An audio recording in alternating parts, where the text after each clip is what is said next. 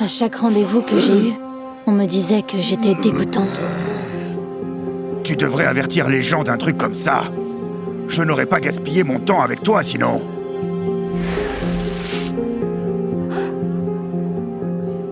Ces 6 derniers mois, je me suis fait larguer par 12 mecs dès qu'ils m'ont vu. Celui-là était le 13e. Désespérée, j'ai choisi de bâtir une relation avec quelqu'un qui ne pourrait pas me voir, moi et mon vitiligo dégoûtant.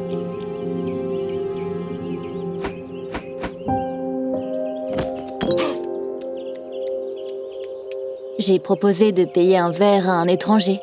Ça ne l'a pas dérangé. Il a même demandé si je lui tiendrais compagnie. Je comprendrai si tu refuses. Les aveugles ne sont pas les petits amis les plus désirables. Je n'étais pas non plus la plus admirable des copines. Mais je n'ai pas osé dire ça à David. On a parlé et parlé, comme si on se connaissait depuis toujours. Je ne m'étais jamais autant amusé avec une fille de toute ma vie. Puis, David m'a invité à dîner chez lui. J'ai accepté sans hésiter, car j'ignorais qu'il vivait avec ses parents. Sont-ils aveugles aussi? Non, heureusement. Il n'y a que moi. Je transpirais tout le long du chemin, en imaginant les parents de David lui dire combien j'étais laide. J'ai même songé à trouver une excuse et à rentrer chez moi. Mais j'aimais tellement David. Alors, j'ai décidé de tenter ma chance. Je lui ai dit que j'allais chercher des fleurs pour sa mère et je me suis enfuie pour chercher mon maquillage.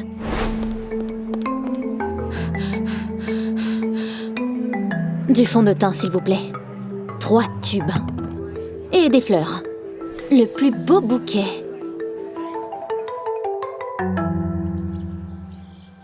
Rencontrer les parents de David était génial. Les surprises ont commencé quand ils m'ont montré de vieilles photos de lui. Tu as joué au hockey? Oui, c'était une star.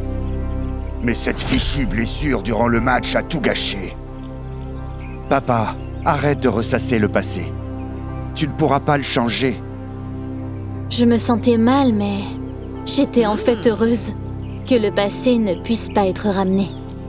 Car, en voyant les super becs de David, je me disais qu'il n'aurait jamais remarqué quelqu'un comme moi. Y a-t-il une chance de restaurer ta vue? Malheureusement, eh bien, toutes nos tentatives ont échoué. Je vais peut-être rester aveugle jusqu'à la fin de mes jours. Ça te fait peur? David attendait ma réponse. Mais je n'ai pas eu le temps de lui dire que ça ne me dérangeait pas. Parce qu'un ciel sans nuages s'est transformé en pluie d'orage. Oh non! Ne me fais pas ça!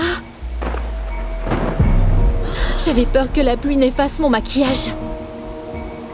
Alors j'ai tout de suite couru à la maison, sans aucune explication. C'est évident, elle a peur de ma cécité. Mais que je suis bête. Oh, mon chéri, je suis tellement désolée. Quand je suis rentrée, j'ai appelé David, mais il n'a pas répondu. J'ai envoyé des textos, mais il ne les a pas lus parce qu'il ne pouvait pas les voir. J'ai appelé et j'ai appelé jusqu'à ce que sa mère réponde. Laisse-le tranquille. Tu sais très bien que sa vie est assez injuste pour lui comme ça. Mais je veux le voir, je veux... La mère de David n'a pas cru que mes intentions étaient sincères.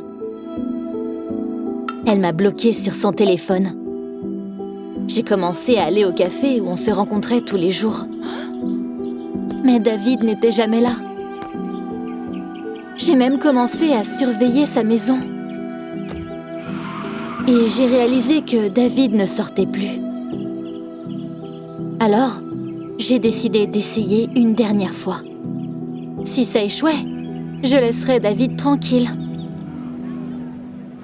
J'ai rassemblé presque toutes mes économies et j'ai acheté des billets pour la finale de hockey. Non, je n'étais pas intéressée par le hockey, mais quelqu'un qui m'est cher l'était. Puis, j'ai attendu que David soit seul à la maison. J'ai escaladé la clôture et j'ai frappé à sa porte. « David, c'est moi, Hélène. Je suis désolée si je t'ai fait du mal, mais je n'ai jamais ressenti ça pour quelqu'un auparavant. » Je l'ai entendu arriver à la porte et rester là. Mais il n'a rien dit. C'était si douloureux d'entendre ce silence. Mais je me suis promis que c'était ma dernière tentative. Hélène, attends. Je n'ai jamais ressenti ça pour quelqu'un d'autre, moi non plus. L'instant d'après, on se précipitait vers le match, à discuter et à rire, comme si rien n'avait changé. Mais je ne serais pas capable de voir quoi que ce soit. Je serai tes yeux. Tout au long du match, j'ai décrit tout ce qui se passait sur la glace. Hat-trick! Waouh! Quoi? Pas possible! Après le match, David m'a pris la main pour la première fois. C'est vraiment la meilleure chose qu'on ait jamais faite pour moi.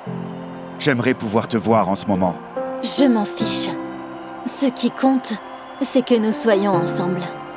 Alors David m'a fait un choc en m'annonçant la nouvelle. Il a décidé de suivre un traitement expérimental. C'était sa seule chance de retrouver la vue. Ce n'est pas risqué? Et si ça n'en valait pas la peine? Il n'y a aucune garantie. Mais je suis prêt à tout faire pour enfin te voir. J'avais peur que si David retrouvait la vue, il me quitte comme tous les autres gars. Alors, j'ai décidé de saboter l'opération. Dès que David a reçu la lettre de la clinique, je lui ai menti. Je suis tellement désolée, mon amour. Mais David est devenu si triste d'un seul coup que mon cœur s'est serré. Non, je ne pouvais pas lui faire une chose aussi horrible. Désolée que tu ne puisses pas voir comme je suis heureuse pour toi. Prépare-toi pour l'opération. Le docteur a dit que les chances de succès étaient de 50%. Alors pendant que David se remettait de l'anesthésie, j'ai commencé à me maquiller, au cas où. Puis j'ai réalisé que je ne pouvais pas faire ça tous les jours. Et j'ai pleuré de désespoir. Chérie, pourquoi est-ce que tu pleures? J'ai peur pour nous. J'ai peur que tu ne m'aimes pas. C'est impossible, idiote. Peu après, le docteur a commencé à enlever les bandages. Je ne pouvais pas respirer, j'avais peur. Quand David m'a regardée pour la première fois, il a dit « Tu es... si... belle. » Oh, je vois. L'opération n'a pas marché. Non, au contraire. Je te vois parfaitement. Depuis, David et moi sommes ensemble.